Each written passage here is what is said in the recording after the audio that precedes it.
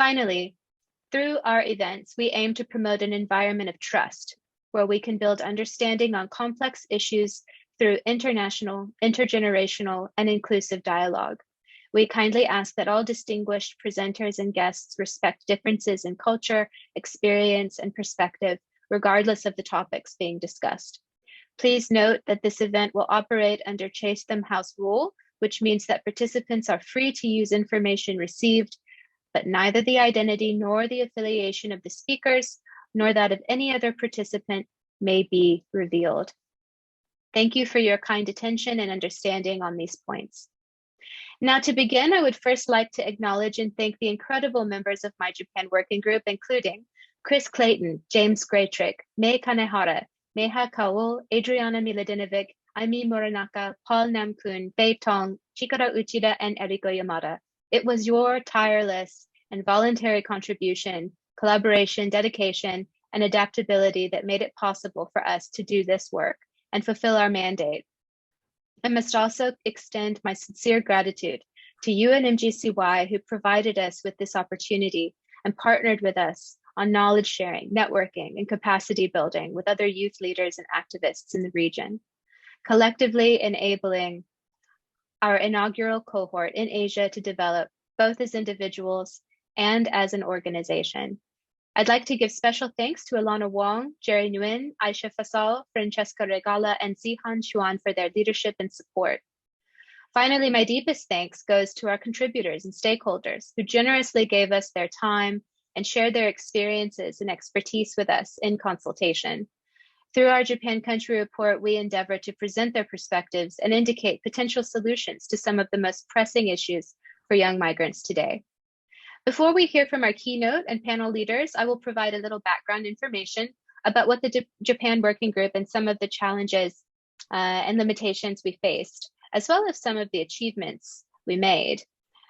In the early fall of 2020, I came across an announcement on social media saying that UN-MGCY was forming country groups to look into youth migration in Asia-Pacific.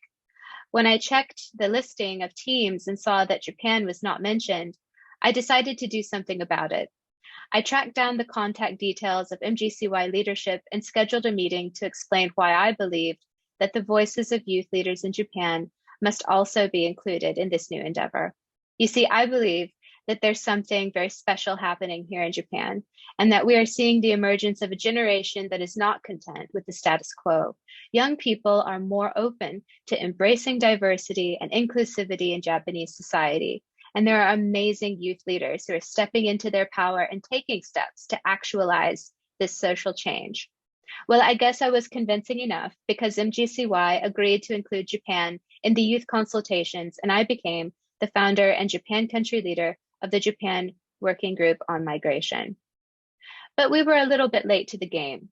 Time constraints remained a limitation for us throughout our research process. The more we learned through our work, the more we had the feeling that there was so much more we wish that we could do, so many more individuals and organizations we wish we could include in our consultations. My team did an outstanding job of mobilizing quickly and working together to do what we could in the time that we had. As I said before, I feel incredibly thankful for my team. They were a definite strong point in this process.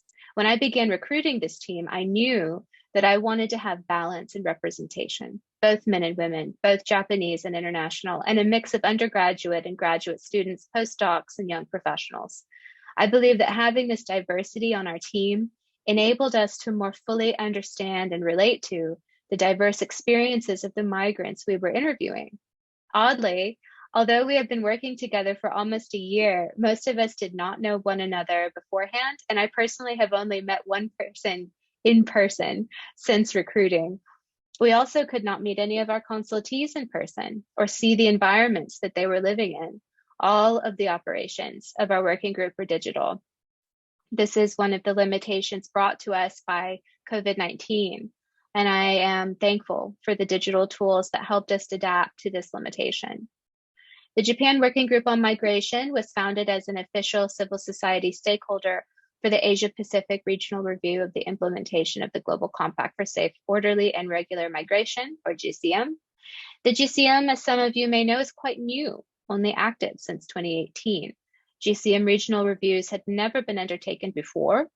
Furthermore, UN-MGCY's migration agenda in the Asia-Pacific had only been established in the summer of 2020.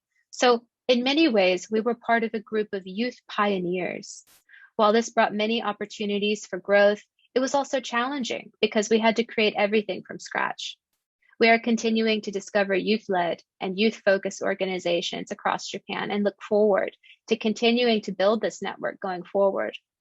UN-MGCY's migration agenda in the Asia-Pacific for the first GCM regional review was established during the 2020 Global Forum on Migration and Development Bali Process regional meeting in summer 2020. There, it was decided that all country-specific migration working groups for MGCY would focus on youth perspectives and recommendations for the implementation of 4 objectives of the GCM. Objective 2, minimize the adverse drivers and structural factors that compel people to leave their country of origin. Objective 15, provide access to basic services for migrants. Objective 17, eliminate all forms of discrimination and promote evidence-based public discourse to shape perceptions of migration. And Objective 18, invest in skills development and facilitate mutual recognition of skills and qualifications and competencies. While some of these are quite pertinent for the case of migrants in Japan, others are less so. It was a limitation of our research in some sense that we had to confine our scope to these 4 GCM objectives only, despite the desire to investigate beyond. Happily, the questions raised during this process will help guide our future research. For this Japan country report, our Japan working group was able to conduct 30 consultations. These comprised locally based youth-led and youth-focused organizations and individuals with a national or international focus, together representing approximately 200,000 youth, including foreign residents, Japanese returnees, and intercultural youth with mixed heritage from Japan and other countries. We found that overall, youth are seeking greater awareness and action on the GCM at the national level. The challenges of social inclusion in Japan transcend language barriers and ethnicity, as many of the barriers for foreign migrant youth also limit the potential of Japanese returnees and intercultural youth. We found that young people are motivated to boldly take action through creating social enterprise, volunteering, or otherwise filling gaps despite being often limited to smaller scale operations and unsupported by wider society. In some cases, we encountered fear of retribution for criticizing the Japanese government's approach to regular and irregular migrants, which has become viewed as somewhat of a controversial issue. And some migrant youth and organizational representatives requested anonymity for this reason. As the Japan Working Group, we reiterate that ensuring mobile youth are socially and economically integrated and that their human rights are respected as a prerequisite for young people on the move to, 1, not be left behind in the gains towards the 2030 agenda, and 2, to significantly contribute to the achievement of SDGs through their own skills and work. Without integration, we are missing out on the possibility of youth to achieve their potential and contribute to the social fabric and prosperity of Japan and the world at large. These are some of the findings we shared in our Japan country report. I was also honored to represent some of these views on behalf of the Japan Working Group and UN-MGCY as an official stakeholder representative and speaker at the Asia-Pacific Regional Review. We hope that you will read our full report, which was published by UN-ESCAP SDD. That concludes my opening remarks. Thank you for listening. I would now like to introduce our keynote speaker, Han Xuan from MGCY. Han is the East Asia Sub-Regional Focal Point for Migration Working Group. Han, thank you for joining us today. The floor is yours. Thank you so much, Lauren. And I will just take a moment to share my screen.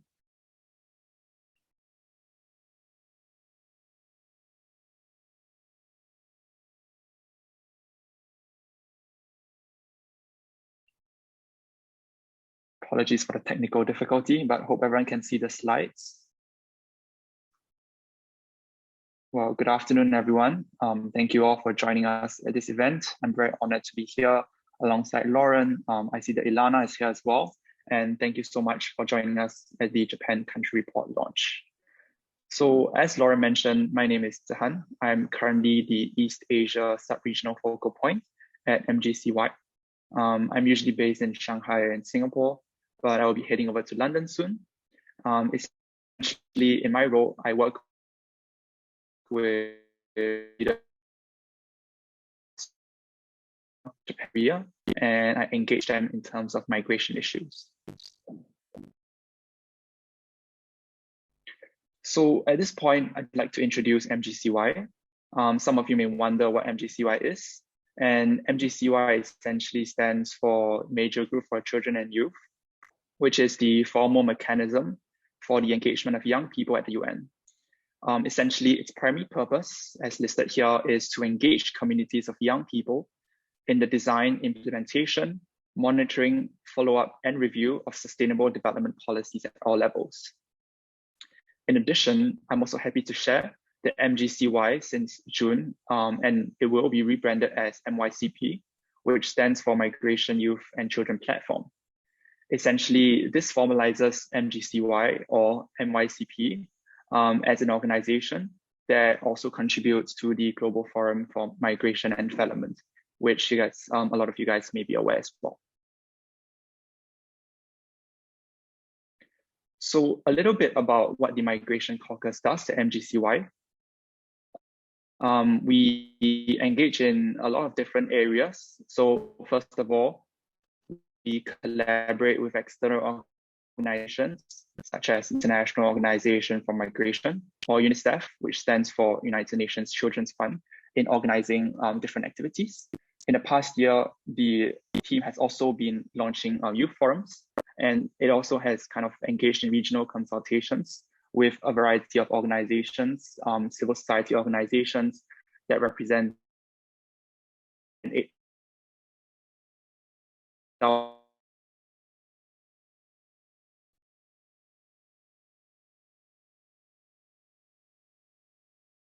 Moving on, this slide illustrates a little bit about our current team structure. So our Migration Caucus contains both thematic as well as regional teams, as shown in the second and third row of this graph respectively.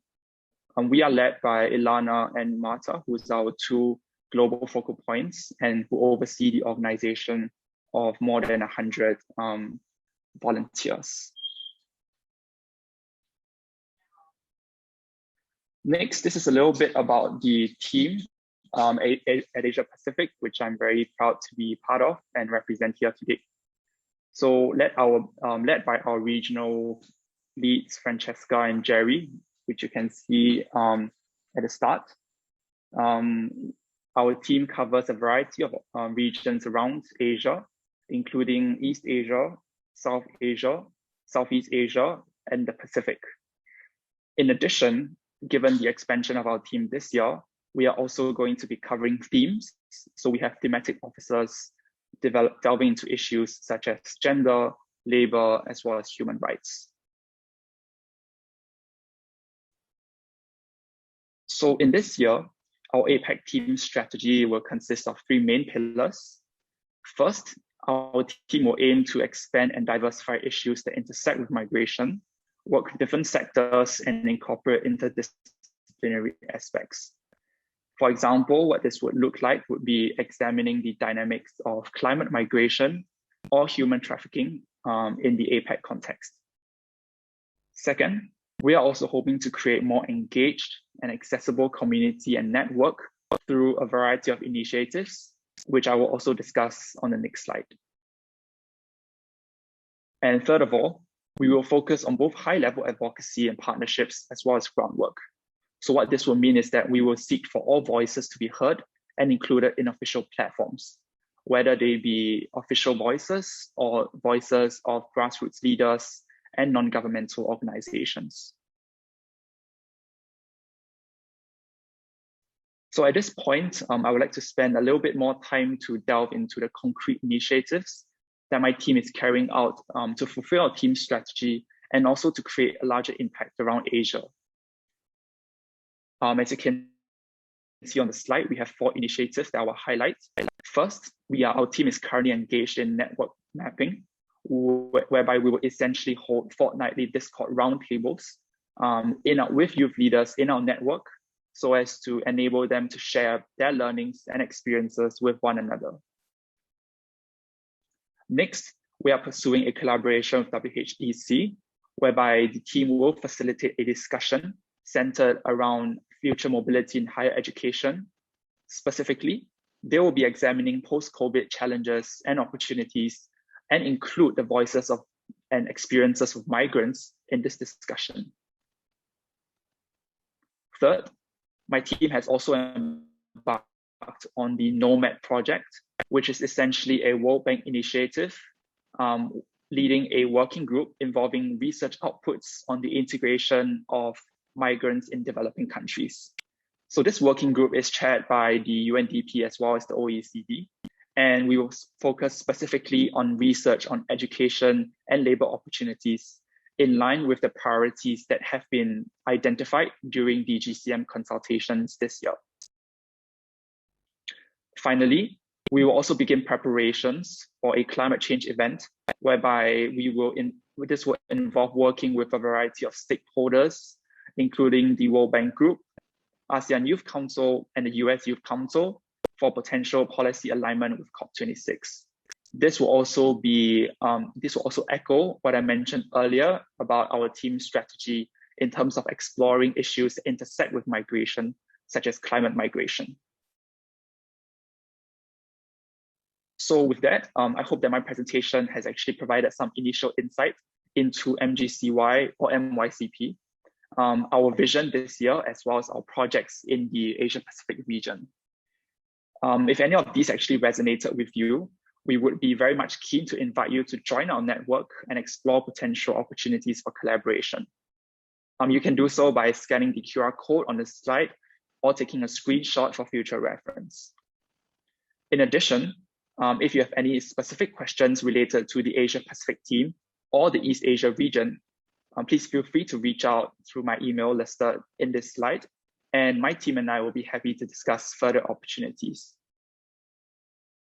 So with that, thank you everyone for listening. I hope that this presentation has given everyone an insight into MGCY and MYCP. And of course, I wish the Japan country team a successful country report launch and all the best moving forward. Thank you once again. Thank you so much, Zihan. This was very insightful. There certainly are wonderful things on the horizon for the MYCP / MGCY. Now I'd like to introduce our panel of leaders, and I will do so collectively. First, I'll begin with Aimi Muranaka. Aimi is a postdoctoral researcher and member and teamlet captain on research analysis for our UN-MGCY Japan Working Group and postdoctoral researcher at the University of Duisburg-Essen. We also have Paul Namokoong, who's a current undergraduate student at University of Tokyo, and he was also a member of our Japan Working Group. And then finally, we have Adriana Miladinovic, who was also a member of our Japan Working Group. So please welcome our panel to share more insights about the process and their reflections on the insights that we brought forward. And I will first invite Aimi to share her views. Thank you, Roland, for the introduction. Hello, good morning, good afternoon, good evening, everyone. Welcome to today's event, and thank you for joining us. It's a great pleasure to be a part of this launching event for Japan Country Report, written by the United Nations Major Group for Children and Youth Japan Working Group on Migration. I was a part of this initiative since the end of last year, 2020, and able to involve in the whole process of this report, from conducting interviews and to the submission. As a member of this group, I would like to share some of the experiences and insights from this collaborative work today. So as Lauren introduced, my name is Aimi Muranaka, and I'm currently working as a postdoc in Institute of East Asian Studies in Duisburg-Essen University in Germany. And my research interest is international migration in Japan. And in my previous work, I worked on how Japanese intermediary companies or temporary staffing firms recruit, train, and send Vietnamese IT workers to Japanese firms. My current project focuses on skilled migration in Japan and sheds lights on the skilled Vietnamese in Japan. So because of my research interests, I decided to join in this working group and also wanted to know how the topic of the international migration, especially in Japan, is treated outside of academic or university venue. So to begin with, I'd like to share the data collection experiences for the report. So in addition to some document analysis, as the main data collection for this report, we applied semi-structured interview method, and the group members were divided into 3 teams. And the working group conducted interviews with experts, migrant groups, and organizations closely working with migrant youth population in Japan. For example, professors and PhD researchers studying the topic, Vietnamese migrant groups, and NGOs providing some assistance in the migrants' life in this country. The diversity in the interviewees allow including insights not only from service or assistant provider side, but also those who are actually exposed to the obstacles in life. It was fruitful to hear meso-level opinions from the migrant group, several Vietnamese migrant groups especially, but they remain a single country. Therefore, it is necessary to shed light on not only other nationality migrant groups, but also micro-level perspective, meaning migrants themselves.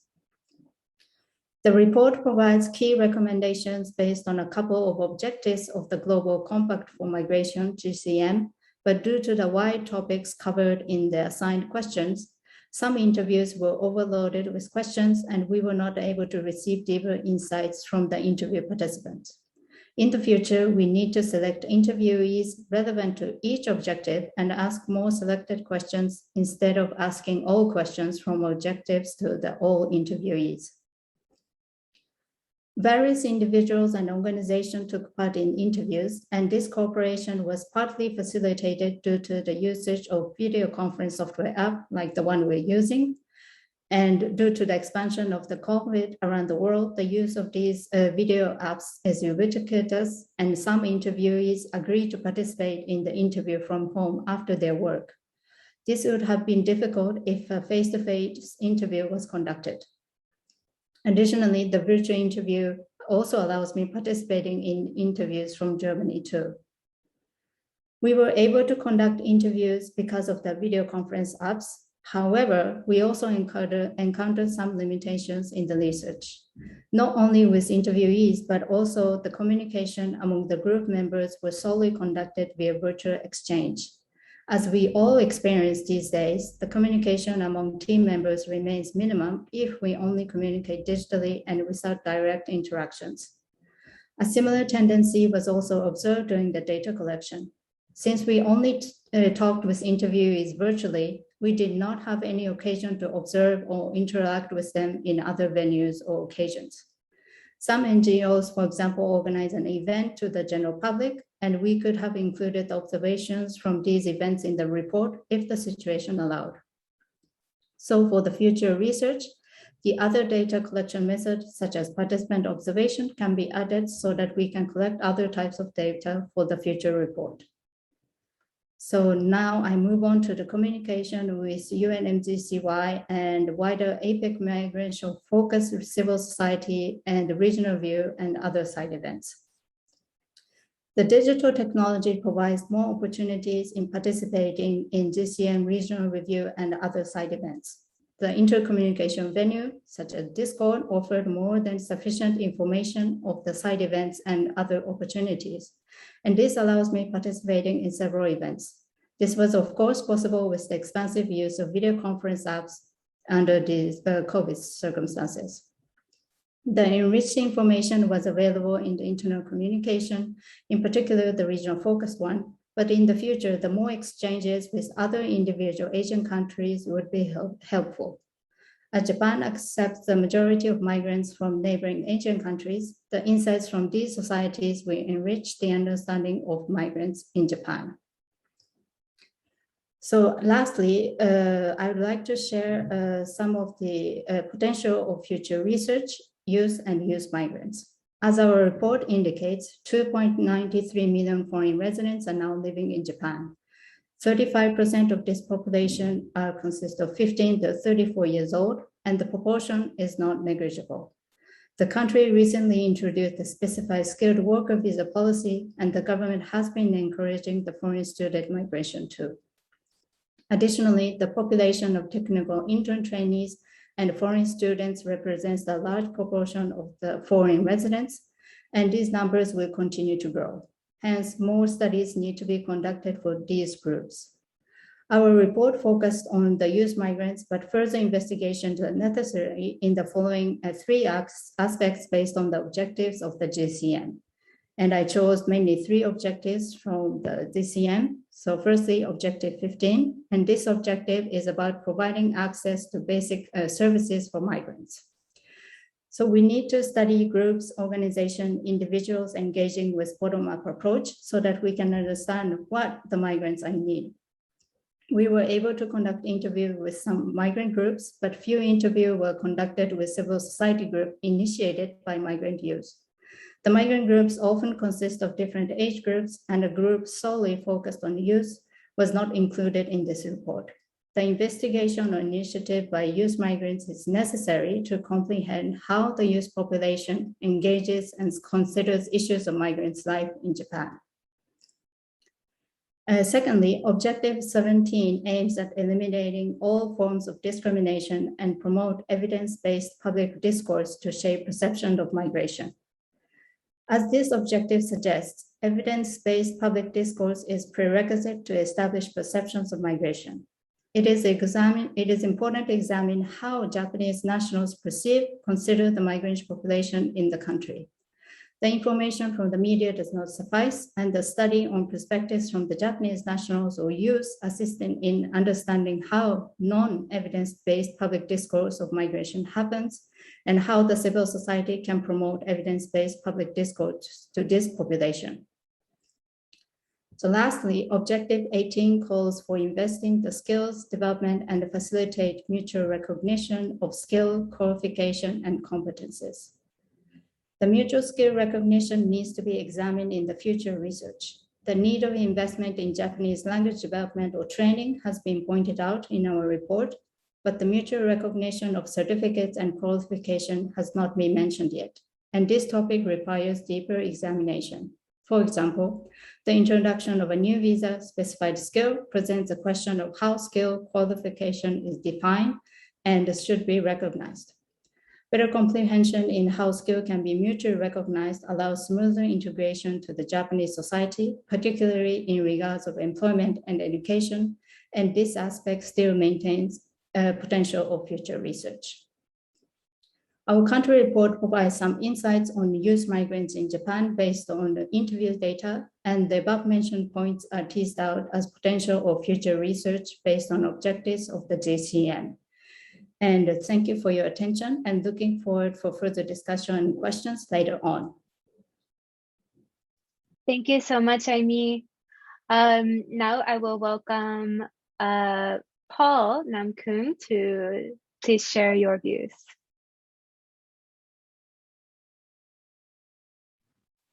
Hello, can everyone hear me? Is that okay? All right. Yeah, so good afternoon, everyone. It's an honor to be here today. I'm Paul Namokoong, a junior at the University of Tokyo. Today, I just want to share how I personally got involved in this effort, what made me invested, and what I learned from this project. So before the MGCY, I wasn't very aware of the unique situations and difficulties that migrant workers have, and especially migrant youth. Working at a restaurant in Korea for a year before I entered university helped 18-year-old me get to know a little bit about, or a lot of migrant workers personally, and understand a little bit that the Korea I experienced was not the same Korea that they experienced. And ever since I got into university, I've been interested in human rights law. I've been hungry to work on more Japan-specific initiatives. I organized events with lawmakers discussing, for example, the implementation of a law that sanctions foreign human rights violators. And I've worked on the production campaign for a documentary exposing abuses in immigration detention centers. But all of these opportunities, in my opinion, were colored and improved by what I learned from our research with the Japan Working Group.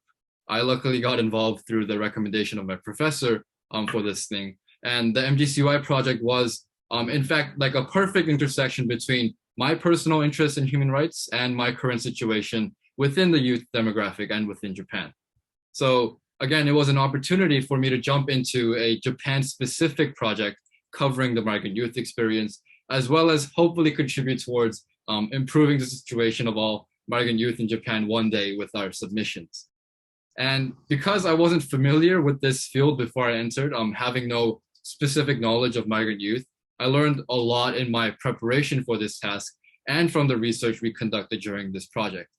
So I just want to outline some positive points about our research process and why I think we had such a successful and effective outcome. So firstly, the best strength of our group and of Lauren, who set everything up, was in our organization. I thought the clarity of the roles and the process truly helped us to get the results we were able to achieve. So the Japan Working Group, just to remind everyone, conducted dozens of interviews, analyzed that data, and published a report all within a few weeks. And within that short time span, we made a lot of key quantitative discoveries about the situation of migrant youth. For example, comparatively, there is no national Japanese language support for migrants, which again jeopardizes their access to basic services, including healthcare, legal services, and disaster protection, and especially the former during this pandemic.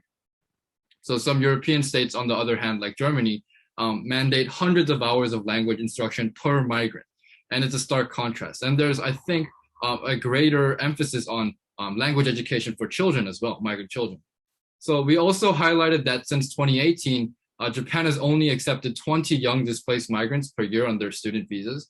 And after graduation, without guaranteed transitions to a working visa or long-term residency, these young migrants may face indefinite detention. Another subject that I've been working on recently to kind of reveal the human rights abuses in relation.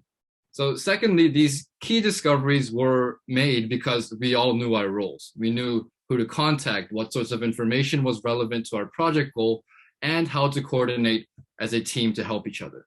So even when all the work was done online, when we couldn't see each other, it was still a very smooth and regimented process that I felt was necessary for the amount of work we were able to do. We used a lot of apps from Miro to Discord just to see what everyone else was using or what everyone else was doing. So, and of course, I owe a lot of gratitude to Chikara-san, the member in my team who spoke fluent Japanese and could conduct the interviews with Japanese speakers. I'm also very grateful for Adriana and Chris because the interviews I sat in with them had some personal statements and anecdotes that I'll carry in any human rights matter I study in the future. And finally, on our third strength, we talked to a wide range of parties, from migrants who work in Japan to professors who study these issues extensively and NGOs who provide support and fight for these underrepresented groups on a daily basis. So it seemed that sometimes the content of the interview or the person interviewed didn't initially match the aims of our research, and that was one challenge. So at some points it seemed like we couldn't or we wouldn't be able to get a lot of information out of the meeting, but there was always one moment or one insight that later on revealed a new angle to I guess what we thought was correct or what we thought we would research. Everyone we interviewed had unique perspectives and information that we were able to include in the final report. For example, the thing about the Japan not having a national language education program was something that was revealed to us through a professor who kind of had this comparative knowledge of Japan and Europe. So while the process was strenuous, it was extremely valuable. And I'd also like to talk about the positive interactions I had with other working groups in the MGCY. So for example, when I was preparing to speak at a MGCY roundtable for the Asia region, I got to learn the particulars for the other countries' working groups, which I wouldn't have been aware of had I not had that opportunity. And I was asked to cover 3 countries' findings. So the Philippines and Malaysia in their reports had a much greater focus on trafficking issues surrounding migrant workers, where in the former, the lack of data collection and information around migrant route knowledge left a lot of vulnerable migrant groups, such as women and unaccompanied minors, a lot more vulnerable to trafficking. And in Malaysia, they found that many child migrants were also trafficked into illegal marriages with no legal support or protection because there's a lack of marriage registration. So just knowing the specific challenges surrounding migrant youth, knowing which ones applied more strongly for Japan and which were less critical to focus on for our country, opened my understanding significantly. And on a personal level, the people I worked with on that kind of regional scale were all passionate and hardworking and shared the same goals to represent migrant youth in the largest international stage. So working with Ilana Wong, the then MGCY Asia-Pacific focal point, for example, was a great experience. So, and even the more casual meetings were informative. There's a great support system on Discord for all migrant studies related matters.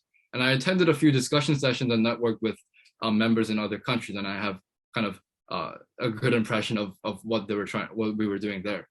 So I also had no clue that there was this burgeoning community for this issue across multiple countries, and that we could all collaborate through the internet to make sure that these issues were addressed or at least recognized by the UN. And I think it's an amazing achievement to have coalesced this youth-led and youth-focused research effort, which leads into my final point.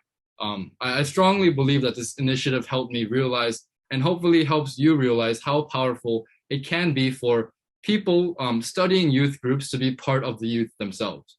We're ultimately more familiar with the perspectives and issues surrounding youth. We have friends and peers who live through on a daily basis the issues we aim to solve with initiatives like this. So to empower our demographic with the ability to influence domestic policies and improve public attitudes concerning migrants is definitely the right step for the future.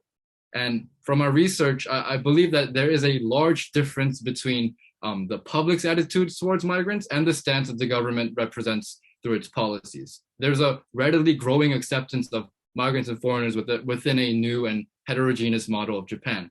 So the research that we did in the MGCY and Japan Working Group makes it clear that we need to bridge that policy gap between migrant acceptance and hesitance. We'll not only outline the steps the government and private citizens can take to improve the standing of migrant youth, but we also highlighted the good practices that are being done right now. So, for example, there's a lot of community cohesion programs and mainstream representation by grassroots organizations to combat this issue of xenophobia and discrimination that were, as kind of outlined in Objective 17, that were some of the most reassuring and uplifting things we found in our research. And that it wasn't just a small minority of people working towards this cause, but it was an entire community. So we found stories that compelled us to advocate for real and effective policy changes, whether that be stressing the importance of language services and readily available information, or access to formal education and healthcare. So to conclude, I think Lauren once said something to me that I can't really phrase any better when it comes to why we need youth representation and youth studies, as well as better protection for migrant youth. She said something along the lines of, investing in children and young migrants offers a triple dividend of returns. First is improvement in the now. Second is continued growth and progress over their lifetime. And finally, it carries benefits that go forward into the next generation.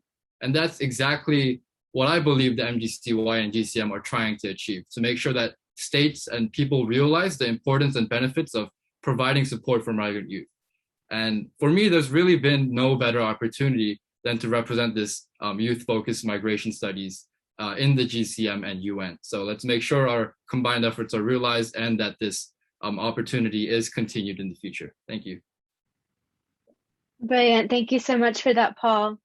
And now I'd like to invite Adriana Miladinovic to share her views, also a member of our Japan Working Group. Thank you, Lauren. Let me just share. I actually prepared the presentation, so I hope everyone can see this. So to begin, so good day and morning and evening to everyone. I am very honored that I've been invited to provide my insights at the Japan Country Report launch panel. And I'm delighted that I'm doing this in such wonderful company with all the other members. So for those of you who do not know me, my name is Adriana Miladinovic. I am Serbian by nationality, and I'm currently based in Serbia after returning home from Japan last year in July. So in Japan, I completed my master's degree in sociology I was researching European migrants and their integration into the Japanese society. And I came to Japan thanks to my bachelor's program where I focused on Japanese language, literature, and culture. So I was always fascinated by border crossings and people who were courageous enough to leave their home countries and live elsewhere. Although I was just a member of the Japan Working Group of the UN-MGCY, I think that each of us has contributed in different ways, and we all might have different perspectives on the entire process. So I hope my point of view provides some info others haven't given yet, although that's probably impossible. So first of all, that brings me to the next part of my story. How exactly did I become interested in UN-MGCY? What motivated me to help the research on Japan? So first of all, I myself have spent 5 years total in Japan, first as an exchange student, and then I was a master's student there. My own experience as a foreigner in a country that has a culture that is very different from my own kind of motivated me to start investigating how others were handling the change of environment. So I focused my master's research on European migrants, how they renegotiated their identities, how they were handling becoming parts of a society that is typically deemed closed off. And as a young person myself, I aim to see how other young adults tackled multiple issues of life abroad. And as I finished my thesis, I realized the research itself is never over. Many would probably agree. And as an organization that focuses on youth-led initiatives, attempting to include youth in policy-making processes and also investigating, of course, migrant youth, I realized that joining the Japan Working Group would be a quite logically, simply perfect next step relative to my own interests. I would be expanding my field of research from focusing only on European migrants now to include other migrants, including technical interns, migrants from other Asian countries, including also new topics, new themes like gender-based differences and many, many other things that we covered in our research process. So in the end, what did I learn? Of course, working with other members of the Japan Working Group, but also having insight into other UN-MGCY groups work helped me learn more about vulnerable minorities. I realized that policies need amending, laws need reformulating if we are to promote fairness and equality for all migrants everywhere. So most of all, I was quite shocked at how little I knew about the conditions technical interns faced, not only once they moved to Japan, but also in the process of moving. So starting from the moment they decide to move in their own countries. So that is one point that I had never focused on during my own research for my master's studies, because European migrants I interviewed all had full-time stable jobs or were simply brought to Japan to be English teachers. So I would like to draw that parallel here, point out how in my own research, I did conclude European migrants were privileged compared to other migrants, but I was not aware how much that privilege lifted them above other migrants, such as technical interns from other Asian countries. So to open the door to another topic, gender, I have to say that we have had consultees during the interview process tell us about the difficult position of women, female technical interns who lived in terrible conditions, could not do much about their situations because of the inhumane treatment they were faced with. So among my own interviewees for my master's research, European women felt no such discrimination. They rarely faced sexual harassment, power harassment, and when they did, they felt no remorse defending themselves or bringing this matter to attention of others who were in charge. But what the Japan Working Group heard from consultees painted a whole different picture. So these women, technical interns, did not defend themselves entirely because they were scared of deportation, of being sent back home before they could earn enough to be able to pay back the debt they had from deciding to move to Japan in the first place. So the most important point I have learned from our research and interviewing processes that not a single voice is unimportant. All the youth should be allowed to speak up and they should be afforded basic human rights, demand to be treated with decency as human beings equal to all others. So I'm proud that I could do research on behalf of all those young people who up until now had no opportunity to raise their voices. And of course, like everyone here, I would love to dig deeper and help all those migrants living in unforgiving conditions throughout Japan, simply because they cannot rely or access anyone or anything that could help them, be it a volunteer group or an official governmental policy. So to tell you a bit about the research process, the results of our research were surprising to me at certain points, but I did thoroughly enjoy the research process. There were many things that I liked and that I would like to speak about now, but of course, due to time constraints, let me focus on just several most important points. So first of all, diversity and inclusivity. This is the first point I would like to make, and it's a very positive thing about the research process and the whole Japan Working Group and the entire UN-MGCY. As a youth-led initiative, I was expecting young researchers, but I was surprised by the diversity I saw. I don't just mean nationality-wise, but also if we look at their careers, their fields of research, the stages that they're at in their careers, different aspirations. And this diversity was also present when we focused on finding consultees who would provide insight into migration processes and policies in Japan. We did not only consult academics involved in migrant research, we also wanted to hear the government officials, should they be willing to talk to us. We invited Japanese youth who were working with migrants, refugees, technical interns to tell us about their experiences and views. And of course, we invited migrants themselves to tell us their stories. And we heard many testimonies, many of them pointing out the negative sides of such systems, as is the technical trainee hiring system, and not only in Japan, but also in the countries where interns were coming from. And there were some who also found current measures to be just strict enough to not allow any problems to arise.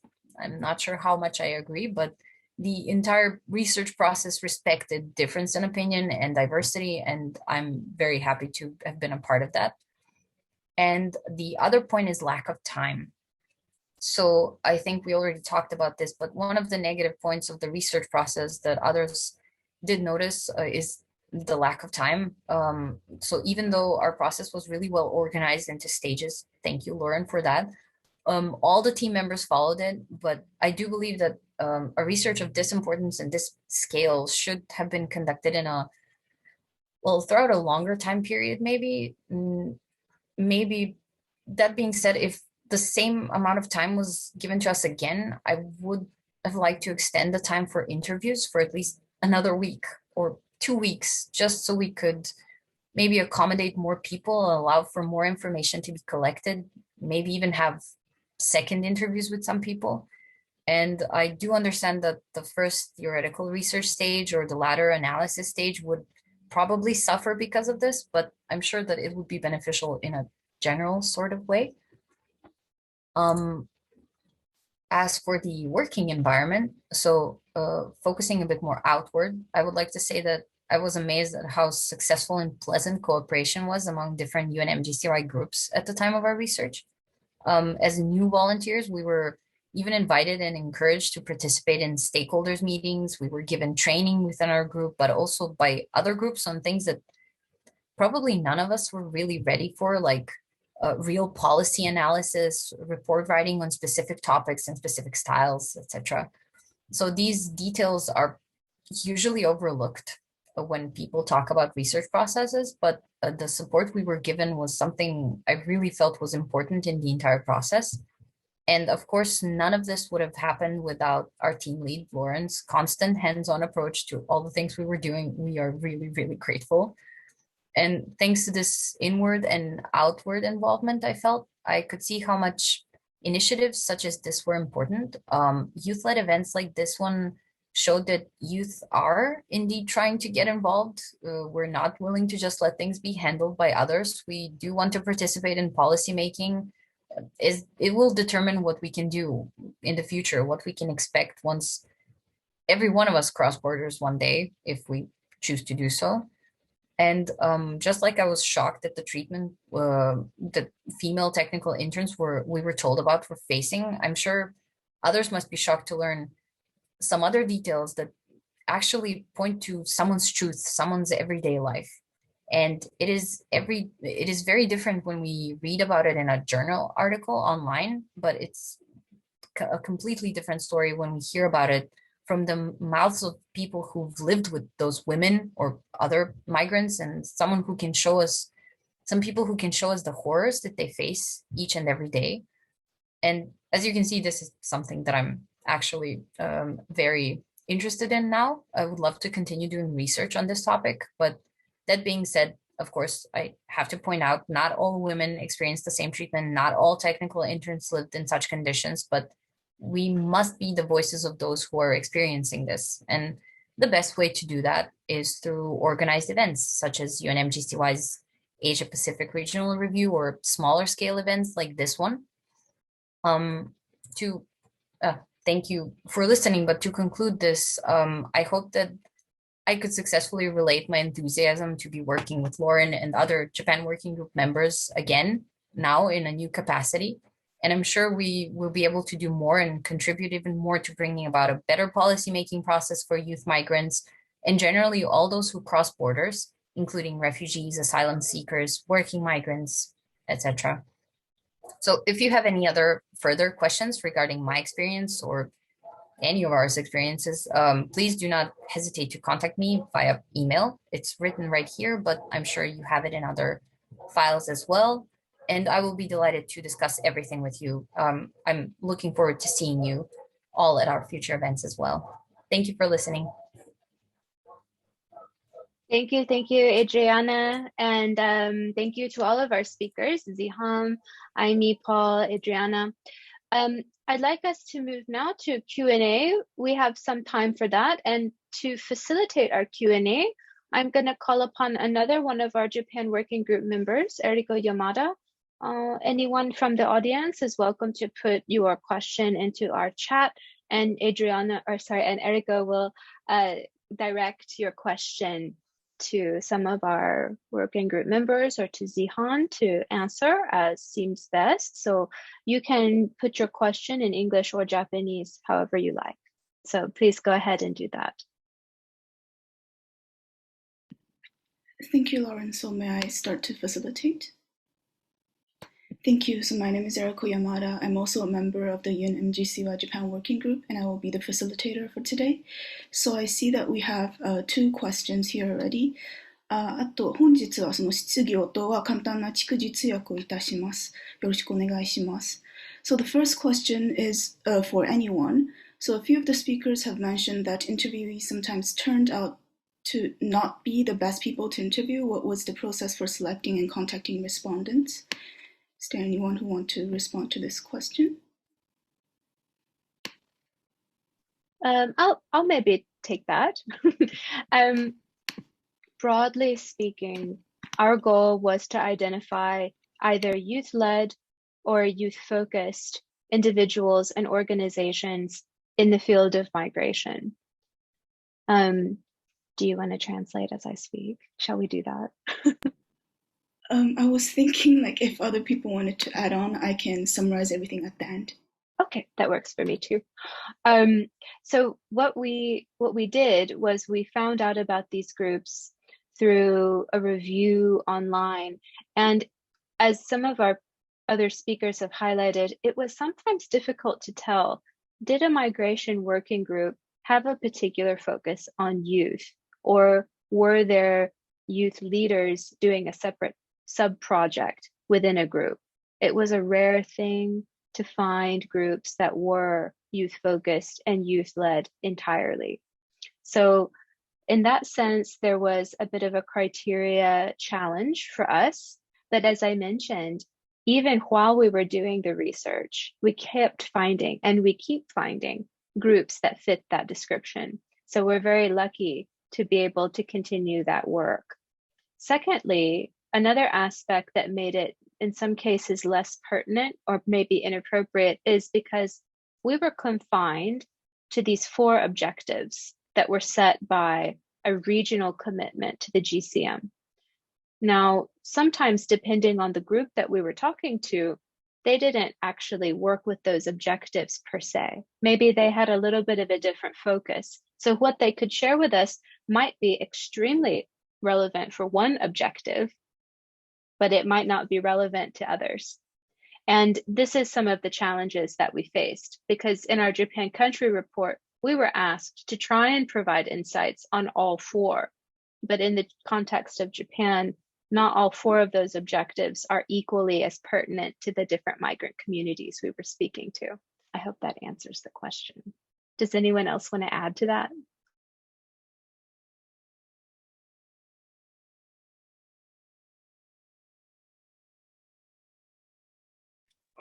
Sure. May I contribute a little bit?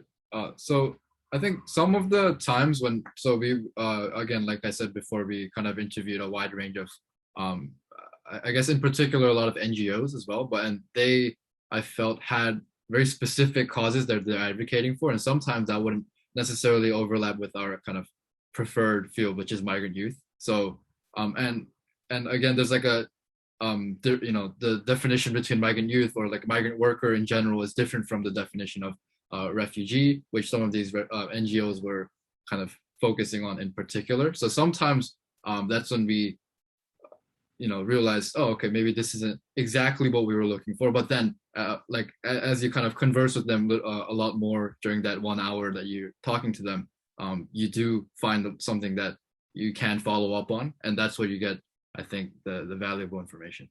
Yeah, that answers.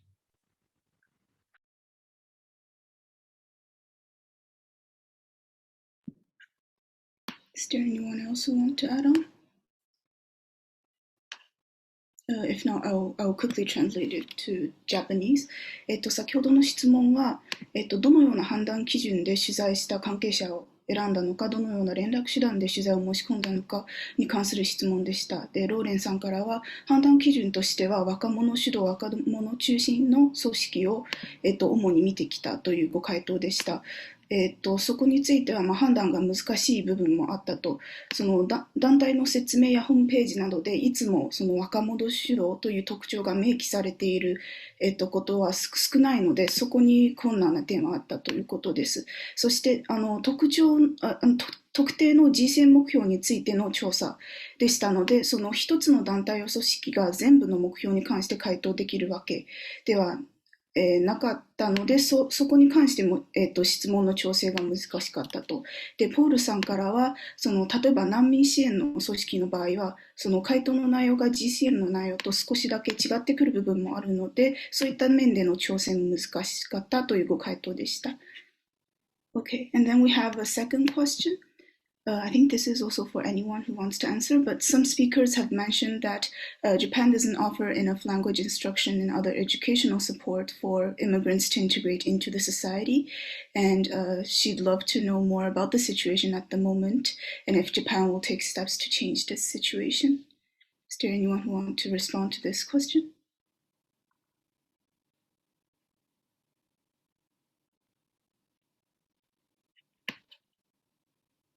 I mean, if no one else, I'll take it.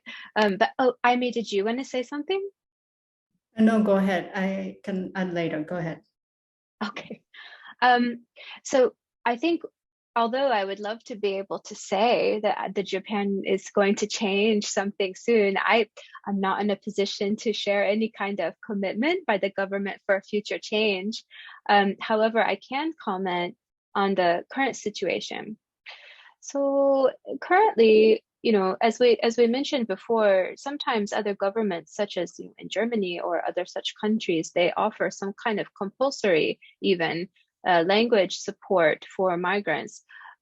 This is helpful not only because it helps migrants access much needed services and any kind of legal support for their daily lives, but it also helps more thoroughly with integration and any kind of employment potential.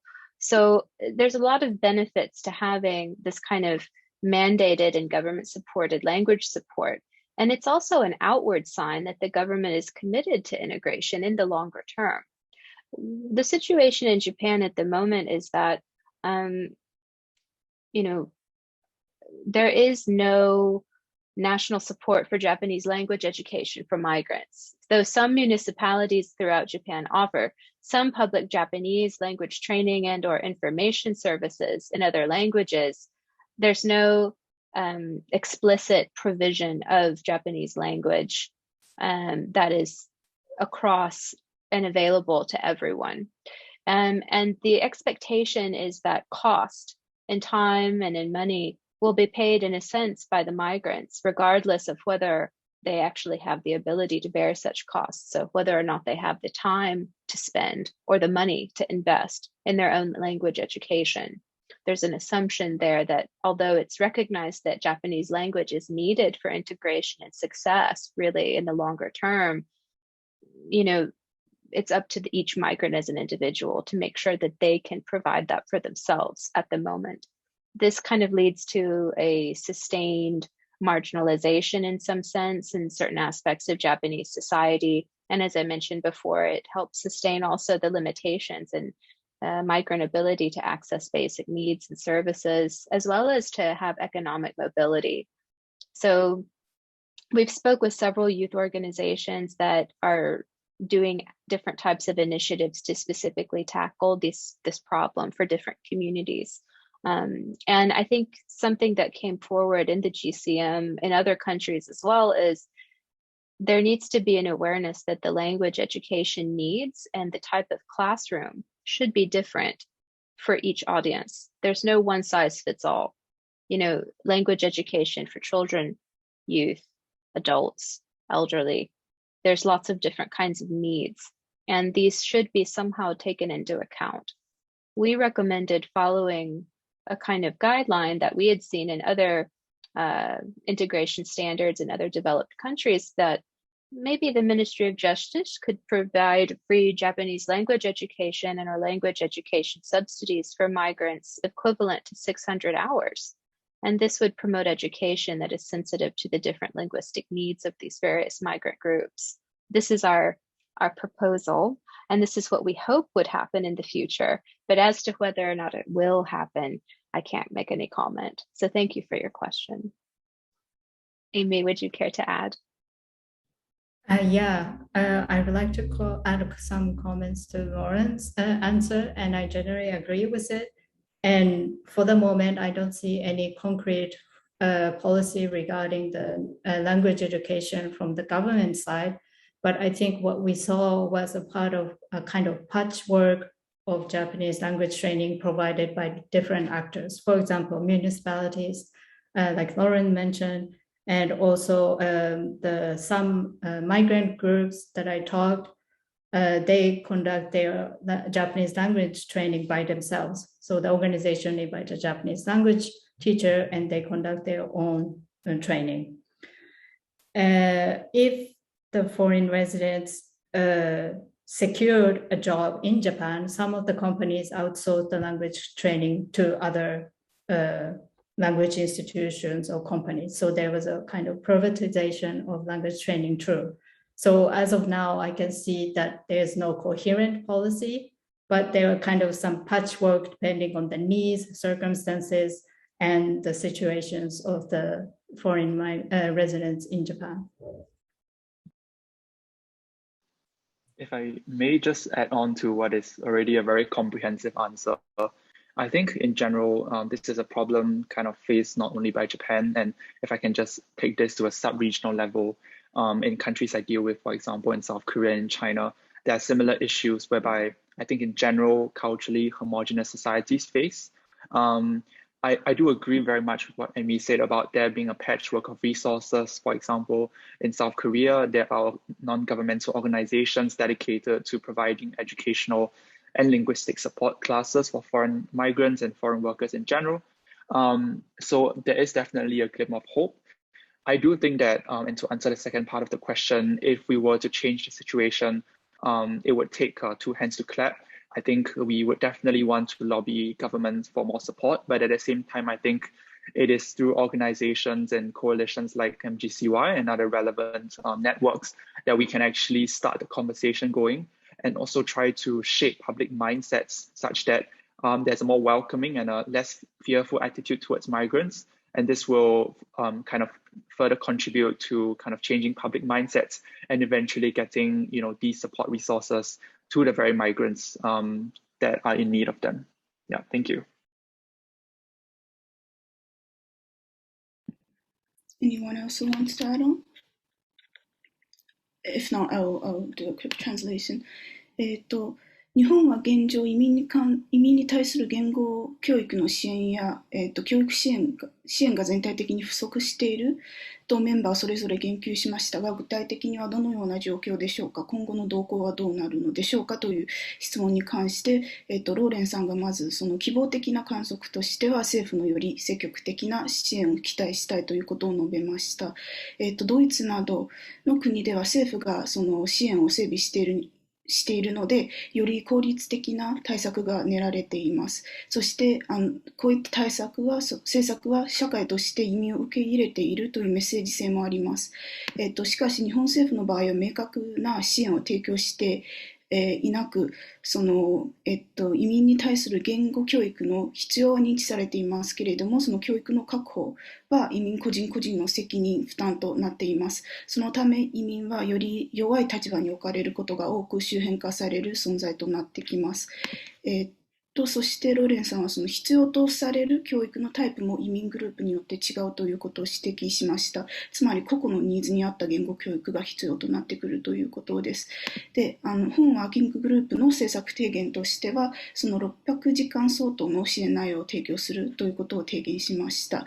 アイミーさんからは、その言語教育を提供する会社というものも存在しているけれども、その組織や、支援団体に任せきりというのが現状で統一されている対策がないというご指摘がありました。最後にハンさんからは、その変化を引き起こすためには、その政府がより積極的に対応する必要がある。そして MGCY のような組織、一般市民の関心も高める。